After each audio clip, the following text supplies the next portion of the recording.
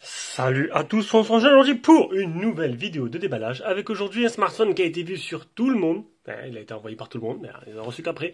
Le OnePlus 8T, un téléphone qui m'était envoyé par la boutique Trenjin Shenzhen, qui est disponible à la vente, à moins que je le garde. Mais bon, ça m'étonnerait. On ne sait jamais, hein, si vraiment il était bien, on ne sait jamais.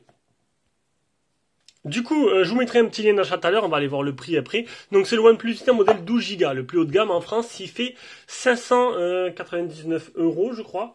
599 ou 689, je sais plus exactement. Donc du coup, eh ben voilà, on va l'ouvrir, on va le déballer, hein, ensemble. Donc il est scellé, je l'ai pas encore décellé, donc voilà, il est vraiment tout neuf. Allez, c'est parti. Donc, ce OnePlus 8T, ben il m'a un peu, comment dire, le OnePlus 8, OnePlus 8 Pro. Voilà, c'était des très bons téléphones. Moi, le OnePlus 8, j'avais adoré. C'était comme un Reno 4 Pro que j'ai, hein, même design, un peu plus épais, un peu plus épais, un peu plus lourd, mais à peine. Mais franchement, j'avais adoré le OnePlus normal. Qu'est-ce qu'il a là? Hop, il a pas envie aujourd'hui. Hein, voilà. Ça, en fait, ça veut dire qu'en fait, Trading a testé ton téléphone avant de te l'envoyer. Je pense que c'est les seuls qui font ça. Ils te le testent. Voilà, ils te testent tout, ils te cochent à chaque fois qu'ils ont testé, et le téléphone, il est prêt à être expédié pour éviter que, ben, comme j'ai déjà eu, ton téléphone, il arrive et il ne marche pas. Et ça, c'est un peu débile quand même. Donc du coup, on va aller voir la bête. Ah, ce téléphone-là, il aurait pu être parfait. Ce qui m'a un peu dérangé, c'est que finalement, on est passé d'un OnePlus 8 et d'un OnePlus 8 Pro à écran légèrement incurvé, comme mon Reno 4 Pro que je filme avec, à un écran plat. Et c'est vrai que les écrans incurvés, ça donne un petit truc, un petit... Alors, je parle du OnePlus 8 normal. Hein. Là, on a la même taille, on est sur du 6,55, sauf qu'on a un écran plat. Voilà. Bon, c'est une formule améliorée, mais on perd ce côté magnifique de l'écran incurvé, et ça, c'est un peu dommage. Bon, ça veut pas dire que le téléphone, il est pas bien. Alors, pour beaucoup, il a été élu comme le smartphone de fin d'année, le chef-d'œuvre, flagship killer et tout. Il y a un site ou deux qui n'ont pas trop kiffé. Après, bon, chacun fera son propre avis. Enfin, moi, généralement, je regarde pas ce qui se passe autour et je me fais mon propre avis. Je suis pas fan de l'OS, hein, de la ROM de chez OnePlus. C'est une des plus rapides qui existe. Elle s'améliore avec le temps. On a enfin le Always On Display.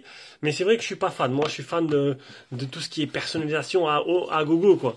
Et tu me donnes nuit ou ColorOS ou même Vivo Touch, là je suis Vivo Touch, Fun Touch, je suis vraiment content parce que je peux le personnaliser à mon goût. Voilà. Donc c'est une version qui est une version chinoise, mais bon, mis à part la seule différence avec la version qui est vendue en France, bah, le prix déjà, le prix qui est moins cher, le fait qu'il manque la B28 et l'adaptateur qui est un adaptateur, alors il est où? Voilà, c'est un adaptateur français. Pour pouvoir brancher, c'est juste ça la différence. Vous le payez quand même un peu moins cher parce que c'est un chargeur qui n'est pas un chargeur français, c'est tout. Sinon, c'est la seule vraie différence qui est entre les deux. Le téléphone reste le même, mis à part cette bande DB28. Voilà, on a sorti le téléphone. On va avoir des niveaux design, donc la coque est bien fournie avec. Tac, on va peut-être monter un peu là, je l'ai un peu trop baissé. Hop, voilà. Donc c'est vrai que il est vraiment plutôt joli.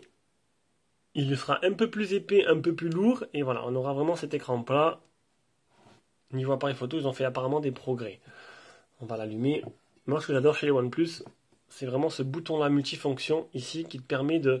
Il y a 3 positions. Il y a silencieux, vibreur ou sonnerie. Bon, les iPhones faisaient ça avant. La taille, j'adore. C'est exactement ce que j'aime niveau taille. 6,7 du OnePlus 8 Pro était vraiment trop grand. On va aller voir maintenant directement. Hop!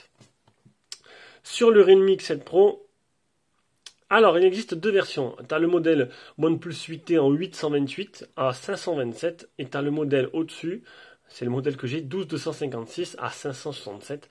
La différence de 40 € n'est vraiment pas énorme, donc du coup on a préféré prendre le modèle au-dessus.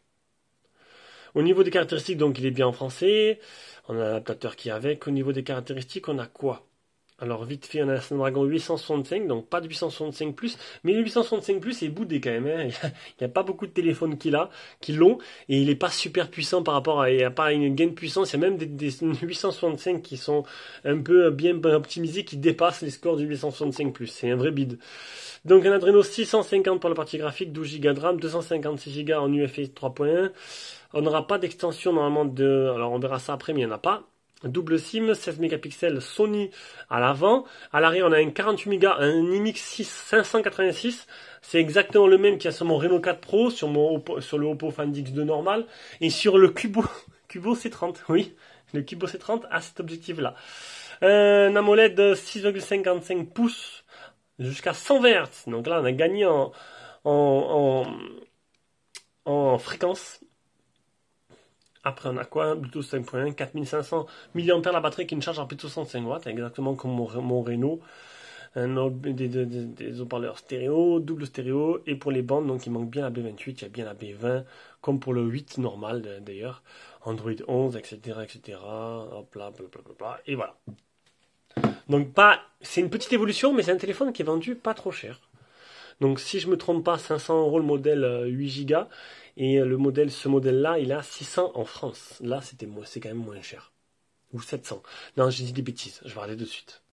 Alors, je suis allé sur le site de OnePlus directement. Donc 600 le modèle 8 Go et 700 le modèle j'ai perdu. Le modèle 12 Go. Donc le modèle là, 12 Go 700, là on l'a à 567, on gagne quand même un peu, et c'est un téléphone qui est amené à baisser par le futur. Donc, alors c'est vrai qu'il est assez léger, bonne prise en main, j'aime bien cette taille. Dommage, hein, c'est vraiment dommage cet écran plat. Alors oui, pour moi, un écran incurvé, synonyme de haut de gamme. Là, c'est vrai que c'est un peu la déception, c'est vrai que c'est moins joli. Alors ok, il va avoir le meilleur écran qui existe, parce qu'apparemment, d'après les premiers retours que j'ai vus, l'écran est magnifique. Voilà, mais voilà, ça me manque, c'est dommage, mais ça fait plutôt téléphone, mais pas vraiment de luxe en fait, haut de gamme. Bon, moi j'aime pas les écrans edge, incurvé, j'aime bien le truc comme le Reno 4 Pro, comme le OnePlus S100 ou comme les Samsung S10. Après, bon, on va me dire les Samsung S20, apparemment, pour l'instant, enfin, apparemment non, je les ai testés et les Samsung S20 sont plats. Donc voilà. Non, c'est les Note 20. Note 20 normal, excusez-moi. Décidément aujourd'hui, donc on a OxygenOS, qui est l'une des surcouches les plus optimisées et les plus rapides, qu'ils améliorent au fur et à mesure dans le temps. En plus, c'est des téléphones qui sont vachement suivis. Le téléphone est en allemand. Parce que je parle. Alors, pour le mettre en français, elle arrive en allemand, ben ouais, il faudra faire avec. Alors, pour le mettre en français, système Scratch. Alors, Scratch. Voilà, comme ça, ceux-là qui ne savent pas, ils sauront. Alors, tu peux le mettre, tu slides ça en haut et tu l'auras déjà en anglais. Ça te sera déjà bien, ce sera plus simple. Tu fais add langage et tu mets le français. Et après, tu mets le français en haut. Tac. Et voilà. Le téléphone est passé en français et ça, c'est plutôt pas mal.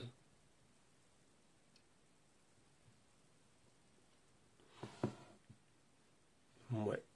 C'est la plus bon, c'est plutôt sympa, on verra bien. Niveau des photos, alors niveau photo, les OnePlus n'ont jamais été bien foufou niveau photo, ils n'ont jamais été vraiment bien réputés. Ils sont toujours un peu à la traîne par rapport à la concurrence. Et là, ce que je vois, c'est que tu n'as pas de mode 16 neuvième, tu as le 1.1, le plein écran ou le 4 tiers. Et ça, c'est dommage, du coup, dommage. Je vais devoir faire du full screen, j'aurais bien aimé avoir un 16 neuvième, je ne l'ai pas. Je dois refaire avec.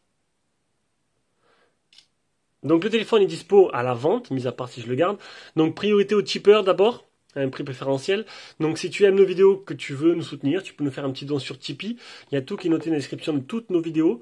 Donc en étant tipeur, tu as accès à ces produits-là, comme ce téléphone-là, à prix préférentiel, moins cher que le prix qu'on l'achète.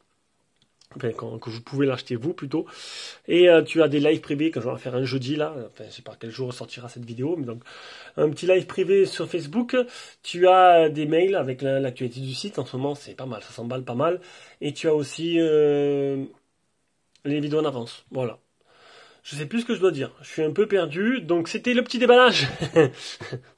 Ce matin, c'est pas trop ça. Petit déballage avant test de ce OnePlus 8T. Et vous l'aurez quand il sera terminé. De toute façon, j'ai pas trop de produits là qui arrivent. Donc ça va arriver plutôt rapidement. Allez, sur ce, bisous, ciao ciao.